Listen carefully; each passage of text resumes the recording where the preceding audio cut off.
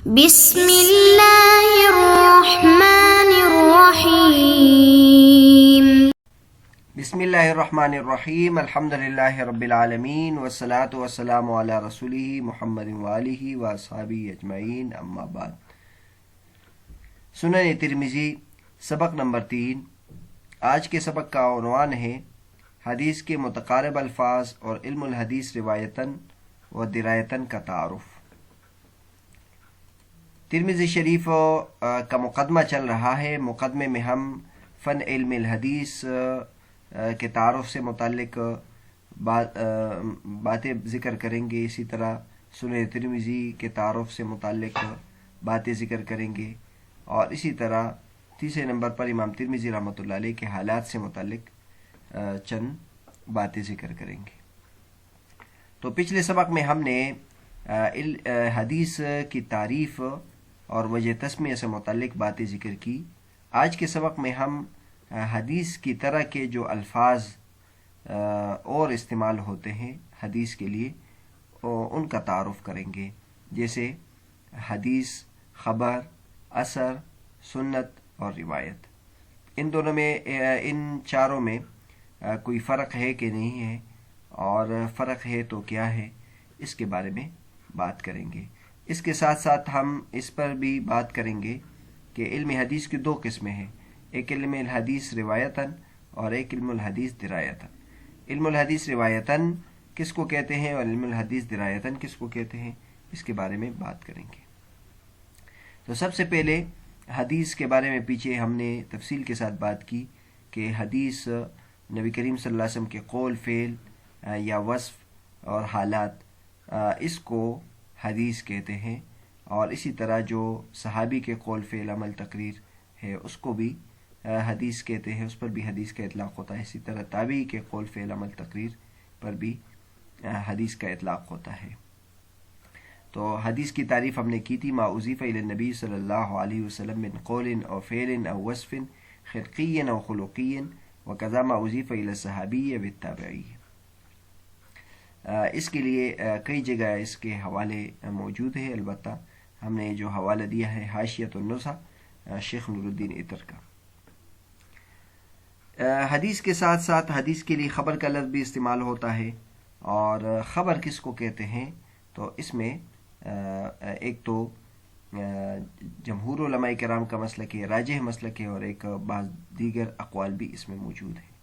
تو جو راجح مسلک یہ ہے وہ یہ کہ حدیث اور خبر یہ مترادف ہے، حدیث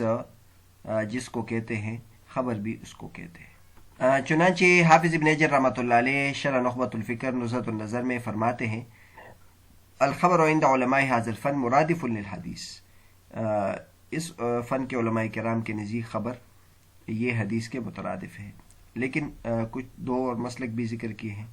اور بعض یہ کہتے ہیں کہ حدیث وہ ہے جو نبی کریم صلی اللہ علیہ وسلم سے منقول ہو، اور خبر اس کو کہتے ہیں کہ جو نبی کریم صلی اللہ علیہ وسلم کے علاوہ سے منقول ہو،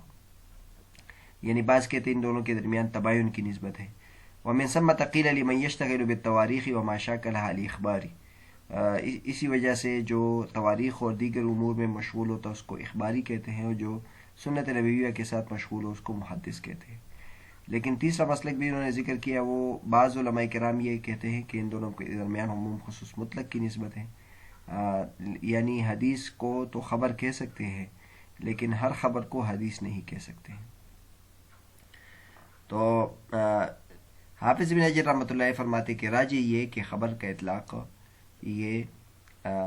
خبر اور حدیث یہ ایک معنی میں ہے۔ اس کی شرح میں شیخ ابراہیم اللاہم بھی یہی فرماتے ہیں کہ یعنی ترادف کی نسبت ہے، یعنی نبی کریم صلی اللہ علیہ وسلم کے حدیث کے لیے جہاں حدیث کا لفظ استعمال ہوتا ہے وہاں خبر کا لفظ بھی استعمال ہوتا ہے۔ اسی طرح اگر ہم متقدمین ائمہ کو دیکھیں تو وہ بھی خبر اور حدیث میں فرق نہیں کرتے۔ یہاں یہ بات ملاحظہ کرنی چاہیے کہ اگرچہ ان دونوں کے درمیان ترادف ہے، یعنی حدیث اور خبر دونوں کا اطلاق یکساں طور پر حدیث پر ہوتا ہے، لیکن اس لحاظ سے ان میں فرق ہے کہ بعض ائمہ وہ جب نبی کریم صلی اللہ علیہ وسلم کی حدیث پر اطلاق کرتے ہیں تو صرف حدیث کا اطلاق کرتے ہیں. چنانچہ امام احمد، ابن معین، امام بخاری، امام ابو داود، امام ترمذی، امام ابو حاتم، امام ابو زرع یہ حدیث کا اطلاق زیادہ کرتے ہیں. اور بعض ائمہ ایسے ہیں جو حدیث پر خبر کا اطلاق زیادہ کرتے ہیں، جیسے امام شافعی رحمۃ اللہ علیہ، ابن خزیمہ رحمۃ اللہ علیہ، امام طحاوی رحمۃ اللہ علیہ، امام ابن جریر طبری رحمۃ اللہ علیہ، ابن حبان رحمۃ اللہ علیہ. یہ حضرات خبر کا اطلاق زیادہ کرتے ہیں. تو بہرحال دونوں کا صنیع اور دونوں کا طریق درست ہے، کیونکہ حدیث پر حدیث کا اطلاق بھی درست ہے اور خبر کا اطلاق بھی درست ہے. لیکن چونکہ زیادہ تر محدثین حدیث کا اطلاق کرتے تھے تو بعد میں اس وجہ سے زیادہ تر حدیث پر حدیث کا اطلاق زیادہ ہونے لگا اور خبر کا اطلاق دیگر جو اخبار ہے، یعنی دیگر جو صحابہ کرام کے اخبار ہے یا تابعین کے فتاوی اور اخبار، اس پر اخبار کا اطلاق زیادہ ہونے لگا. اسی وجہ سے ہم اگر دیکھیں امام ذہبی رحمۃ اللہ علیہ کو، تو وہ اگر کسی راوی کے بارے میں اخباری کا لفظ استعمال کرتے ہیں تو اس کا مطلب یہ ہے کہ وہ زیادہ اخبار عامہ، حکایت اور اشعار وغیرہ ان سے اس پر غالب ہے اور اس سے اس کی روایات زیادہ تر ثابت ہے. اور جو جس سے علم حدیث زیادہ مروی اس کو محدث کے لقب سے یاد کرتے ہیں. ایک تو یہ نقطہ اور یہ نوٹ ملاحظہ کرنا چاہیے تھا. دوسری جو بات ہے وہ یہ ہے کہ متاخرین اگرچہ یعنی اس میں فرق نہیں تھا، حدیث میں اور خبر میں فرق نہیں تھا، اور یہ ان دونوں کے درمیان ترادف کی نسبت ہے، لیکن متاخرین میں جا کر ان دونوں کے درمیان اطلاق کے اعتبار سے فرق ہونے لگا، اور چنانچہ وہ اثر کا اطلاق صرف صحابہ اور تابعین پر زیادہ تر کرنے لگے. اور اسی وجہ سے یعنی کہتے ہیں حافظ ابن حجر رحمۃ اللہ بھی اس کی طرف اشارہ کریں گے آئندہ جا کر. تو بہرحال حدیث ہے، خبر ہے، اثر ہے، سب کا اطلاق نبی کریم صلی اللہ علیہ وسلم کے حدیث پر ہوتا ہے. ان دونوں کے درمیان ترادف کی نسبت ہے، لیکن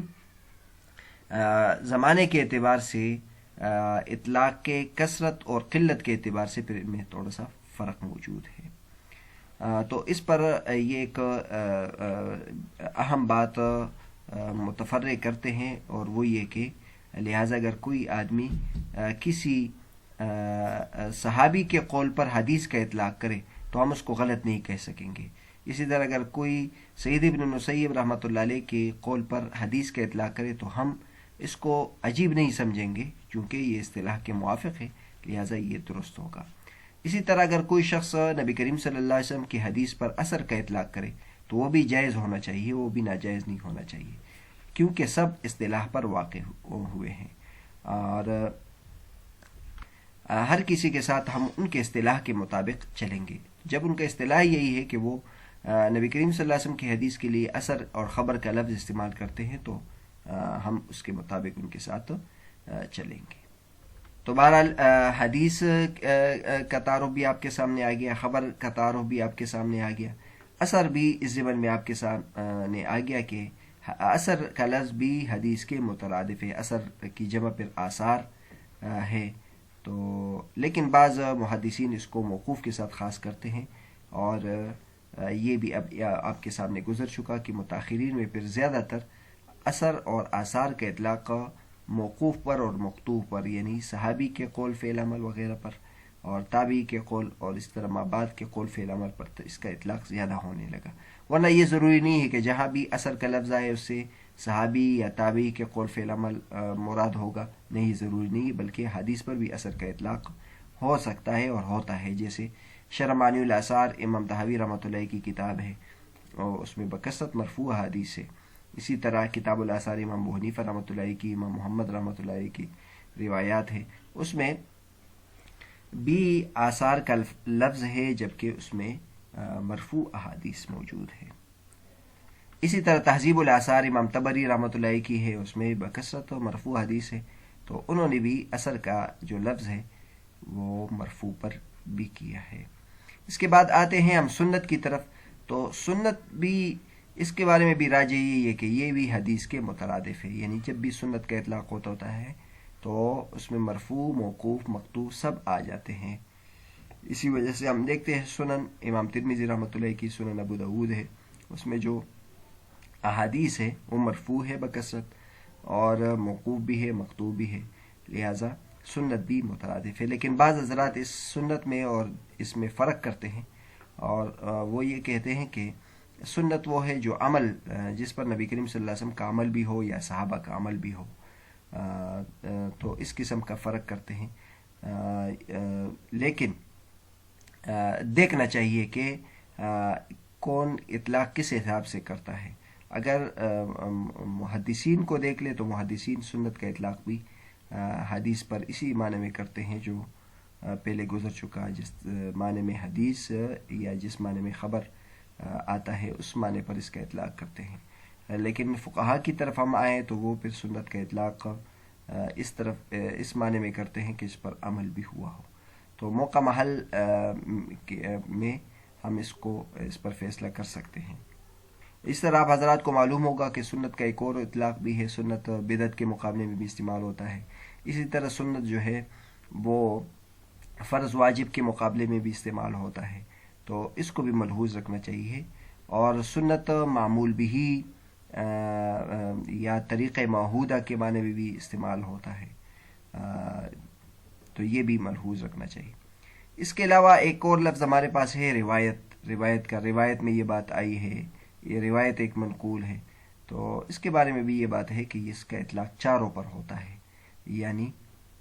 حدیث پر بھی روایت کا اطلاق، خبر بھی، اثر پر بھی، سنت پر بھی روایت کا اطلاق ہوتا ہے۔ یعنی روایت کا اطلاق کے بارے میں ہم یہ بھی کہہ سکتے ہیں کہ نبی کریم صلی اللہ علیہ وسلم کی روایت، صحابی کی روایت، تابعین کی روایت، تبع تابعین کی روایت، ان سب پر بھی روایت کا اطلاق ہوتا ہے۔ حدیث اور اس کے متقارب الفاظ کے حل کرنے کے بعد ہم آگے جاتے ہیں اور علم الحدیث کی تعریف کرتے۔ اب تک تو ہم حدیث کی تعریف کر رہے تھے،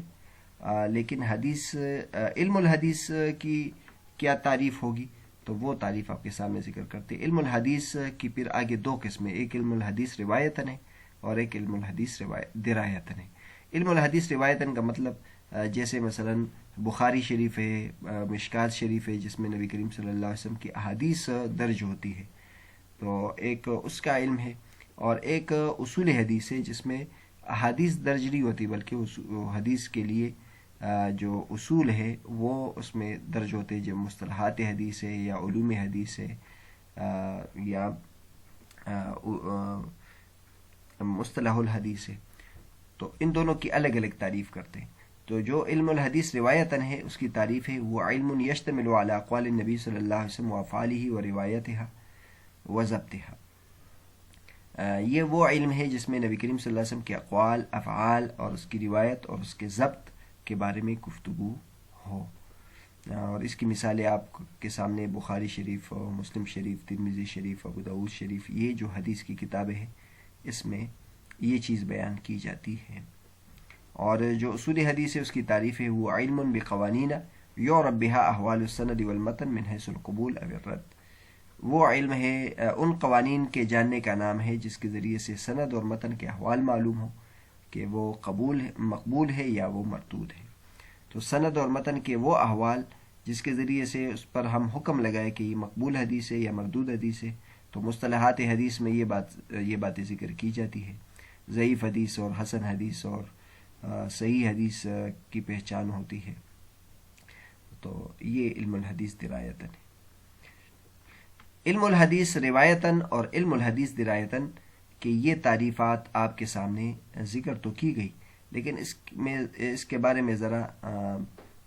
تھوڑی سی ایک تحقیق آپ کے سامنے ذکر کی جاتی ہے کہ سب سے پہلے یہ جو فرق کیا ہے علم الحدیث روایتاً اور علم الحدیث درایتاً، یعنی سب سے پہلے تو یہ ذہن میں رکھنا چاہیے کہ ان دونوں کے درمیان فرق کرنا چاہیے۔ علم الحدیث روایتاً الگ ہے اور علم الحدیث درایتاً الگ ہے، یعنی پہلے شروع میں تو علم الحدیث ایک تھا، لیکن بعد میں جا کر ان دونوں نے الگ الگ علم کا رخ اختیار کیا۔ ایک علم الحدیث وہ ہے جس میں ہم صرف نبی کریم صلی اللہ علیہ وسلم سے منقول احادیث کو پہچانتے ہیں کہ طہارت کے بارے میں کیا ہے، نماز کے بارے میں کیا ہے، حج کے بارے میں کیا ہے، تفصیل کے ساتھ وہ حدیث اگرچہ اس میں اصول حدیث کے مباحث بھی ضمناً ہوتے ہیں، لیکن بنیادی طور پر اس میں حدیث ہوتی ہے۔ اور ایک اصول حدیث ہے، اصول حدیث کو اگر ہم دیکھ لیں تو اس میں صرف وہ حدیث کے احکامات ذکر کی جاتے ہیں کہ ہم حدیث پر حکم کیسے لگائیں گے اور پہچانیں گے کس طریقے سے، اگرچہ اس میں بھی کچھ چیدہ حدیث مثال کے طور پر ذکر کی جاتی ہے، لیکن بنیادی طور پر اس میں حدیث کے احکامات کو ذکر کرنا ہوتا ہے۔ تو اس فرق کو ملحوظ رکھنا چاہیے۔ سب سے پہلے علامہ ابن الاقفانی رحمۃ اللہ علیہ نے ارشاد القاصد میں ان دونوں کے درمیان فرق کیا ہے، انہوں نے اس فرق کو ذکر کیا، اور اس فرق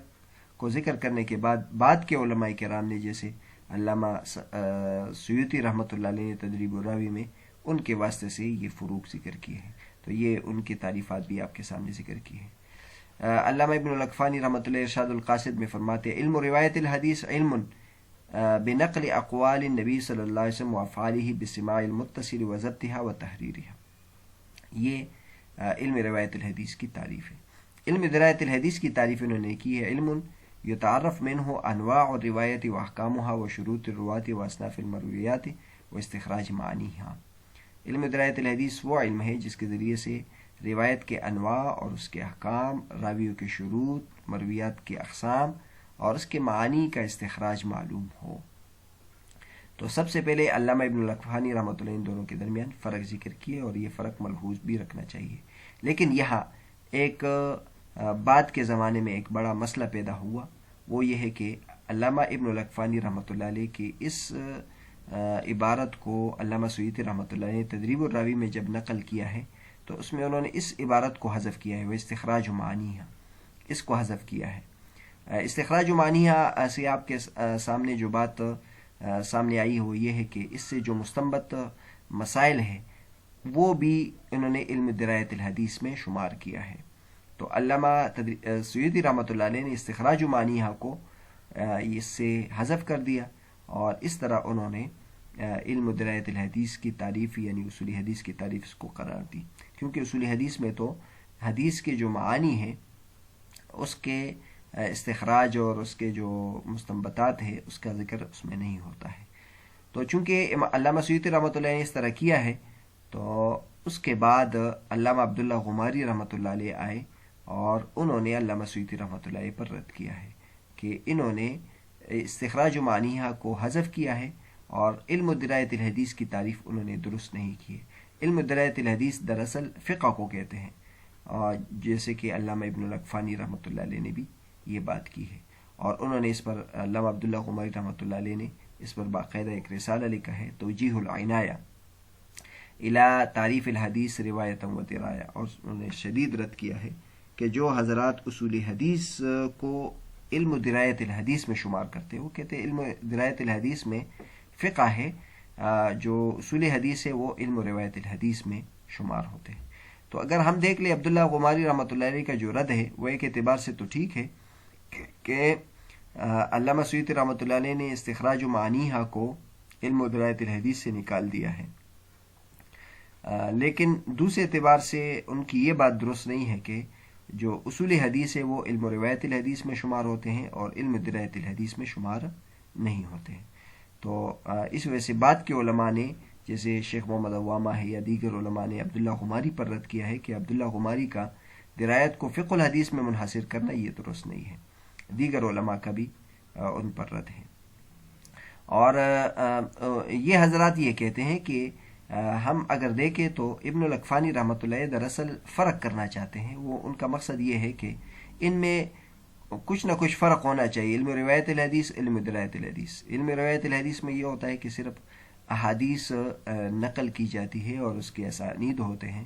اور علم درایت الحدیث میں یہ ہوتا ہے کہ یا تو اصول حدیث ہو کہ تحقیق کے ساتھ ہم حدیث کو پہچان لیں کہ یہ حضور صلی اللہ علیہ وسلم کی حدیث ہے کہ نہیں ہے، مرسل ہے، منقطع ہے،